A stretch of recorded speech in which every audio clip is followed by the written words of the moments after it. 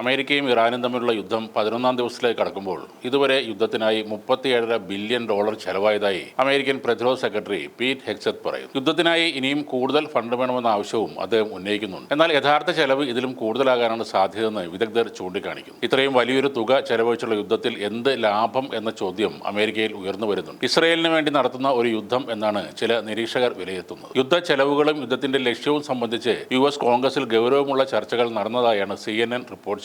യുദ്ധത്തിൽ അമേരിക്ക എന്തുകൊണ്ടാണ് ഇടപെട്ടതെന്നും എങ്ങനെ അത് അവസാനിപ്പിക്കുമെന്നും പൊതുജനങ്ങളോട് കൂടുതൽ വ്യക്തമായി വിശദീകരിക്കണമെന്ന് റിപ്പബ്ലിക്കൻ സെനറ്റർ ജോൺ കെന്നഡി ആവശ്യപ്പെട്ടു. $37.5 ബില്യൺ എങ്ങനെ ചെലവഴിക്കുന്നുവെന്ന് പോലും പ്രതിരോധ വകുപ്പ് വ്യക്തമാക്കാൻ കഴിയുന്നില്ലെന്ന് ഡെമോക്രാറ്റിക് നേതാവായ ഡിക് ഡർബിനും വിമർശിച്ചു. യഥാർത്ഥ യുദ്ധച്ചെലവ് ഔദ്യോഗിക കണക്കുകളേക്കാൾ കൂടുതലാണെന്നാണ് തന്റെ വിലയിരുത്തൽ. വിലപിടിപ്പുള്ള റഡാർ സംവിധാനങ്ങളും യുദ്ധവിമാനങ്ങളും ആയുധങ്ങളും വലിയ തോതിൽ അമേരിക്കയ്ക്ക് നഷ്ടമായിട്ടുണ്ടെന്നുമായിരുന്നു സെനറ്റർ ക്രിസ് കൂൺസിന്റെ അഭിപ്രായം. യുദ്ധത്തിന് സർക്കാർ നൽകുന്ന ന്യായീകരണം ഓരോ ആഴ്ചയും മാറിക്കൊണ്ടിരിക്കുകയാണെന്നും ഭരണകൂടത്തിന് വ്യക്തമായ ഒരു തന്ത്രമില്ലെന്നും സെനറ്റർ ക്രിസ് വാൻ ഹോളനും ആരോപിച്ചു. എന്നാൽ ഇറാൻ ആണവായുധം കൈവശപ്പെടുത്തുന്നത് ലോക സുരക്ഷയ്ക്ക് ഗുരുതര ഭീഷണിയാണെന്നും അതിനാൽ ഈ ചെലവ് അനിവാര്യമാണെന്നും റിപ്പബ്ലിക്കൻ സെനറ്റർ ജോൺ ഹോവൻ അഭിപ്രായപ്പെട്ടു. പീറ്റർ ഹെഗ്സെത്ത് പറയുന്നത് ഹോർമുസ് കടലിടുക്കിലൂടെ കപ്പലുകൾക്ക് സുരക്ഷിതമായി സഞ്ചരിക്കാൻ അമേരിക്ക രഹസ്യമായി ഈ ദൗത്യം തുടരുകയായിരുന്നുവെന്നും അങ്ങനെ ചെയ്തതുകൊണ്ട് ഏകദേശം 500 മില്യൺ ബാരൽ എണ്ണ സുരക്ഷിതമായി കടത്തിവിടാൻ സാധിച്ചുവെന്നുമാണ്. ചൈനയും റഷ്യയും പലതരത്തിലും ഇറാനെ പിന്തുണയ്ക്കുന്നുണ്ടെന്നും എന്നാൽ അതിനെ പ്രതിരോധിക്കുന്ന അമേരിക്കൻ നടപടികൾ തീർത്തും രഹസ്യമായിരിക്കുമെന്നും അദ്ദേഹം പറഞ്ഞു. ചൊവ്വാഴ്ച വൈറ്റ് ഹൌസിൽ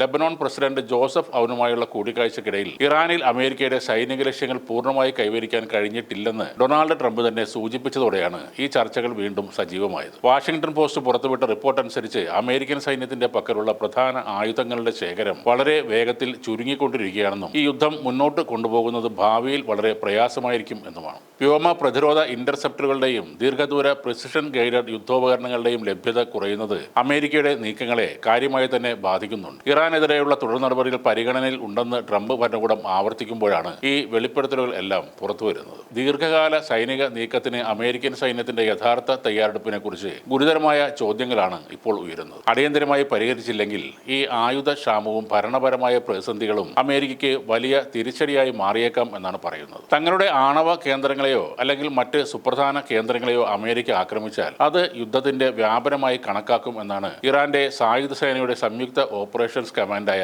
ഖാത്തം അൽ അൻബിയ സെൻട്രൽ ഹെഡ്ക്വാർട്ടേഴ്സ് വ്യക്തമാക്കിയിരിക്കുന്നത്. അത്തരം ഒരു സാഹചര്യം ഉണ്ടായാൽ അമേരിക്കയുടെയും അതിന്റെ സഖ്യരാജ്യങ്ങളുടെയും എല്ലാ സൈനിക കേന്ദ്രങ്ങളെയും മാത്രമല്ല അമേരിക്കൻ കമ്പനികളെയും ശക്തമായ രീതിയിൽ ആക്രമിക്കുമെന്നും ഔദ്യോഗിക പ്രസ്താവനയിൽ ഇറാൻ മുന്നറിയിപ്പ് നൽകിയിട്ടുണ്ട്. അതേസമയം അമേരിക്കയിലെ വരാനിരിക്കുന്ന മിഡ് ടേം ഇലക്ഷനോ ഇറാനുമായുള്ള സംഘർഷമോ തന്റെ തീരുമാനങ്ങളെ സ്വാധീനിക്കില്ലെന്നാണ് ഡൊണാൾഡ് ട്രംപ് പറയുന്നത്. വിദേശകാര്യത്തിലെ നയപരമായ തന്റെ നടപടികൾക്ക് ജനങ്ങളിൽ നിന്നും വലിയ രീതിയിലുള്ള പിന്തുണ ലഭിക്കുന്നു എന്നാണ് ട്രംപ് പറയുന്നത്.